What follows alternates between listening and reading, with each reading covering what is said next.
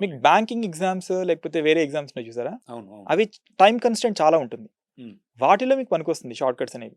Okay. లేకపోతే RRB కొన్ని JEE exams ఉంటాయి. లేకపోతే ఎస్ఎస్‌సి జేఈఈ ఎగ్జామ్స్ ఉంటాయి. సో, కాంపిటీటివ్ ఎగ్జామ్స్ అన్నిట్లో కూడా మోస్ట్‌లీ కొన్నిట్లో వర్కౌట్ అవుతుంది. హ్మ్. కానీ గేట్‌లో మాత్రం షార్ట్ కట్స్ అనేవి వర్కౌట్ అవ్వవు. వర్కౌట్ అవ్వవు. So, yeah! కాన్సెప్ట్ వైస్‌గా మనం నేర్చుకొని వెళ్ళాల్సింది. ఎగ్జాక్ట్‌లీ. దానివల్ల ఏంటంటే సబ్జెక్ట్ కూడా మనకి ఇంప్రూవ్ అవుతుంది. సబ్జెక్ట్ బాగా ఇంప్రూవ్ అవుతుంది. అండ్ మీకు ఫోర్త్ ఇయర్‌లో గాని చెప్పా కదా! మీకు ఎర్లీగా స్టార్ట్ చేస్తే హ్మ్. బీటెక్ పర్సెంటేజెస్ బాగా పెరుగుతాయి. ఓకే. మేము చూసాం. బిఫోర్ లాస్ట్ ఇయర్ ఒక స్టూడెంట్ మాకున్నారు. ఆ అమ్మాయి థర్డ్ ఇయర్ అయిపోయాక జాయిన్ అయ్యారు.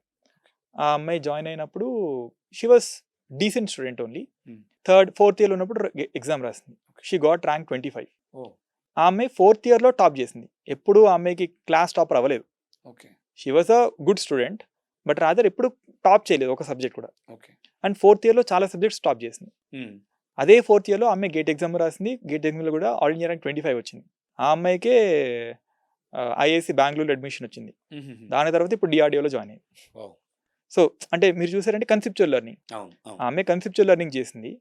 ఆ కన్సెప్చువల్ లెర్నింగ్ వల్ల ఆ అమ్మాయికి గేట్‌లోనే హెల్ప్ అయింది. ఈవెన్ బీటెక్ పర్సెంటేజ్‌లో కూడా చాలా హెల్ప్ అయింది.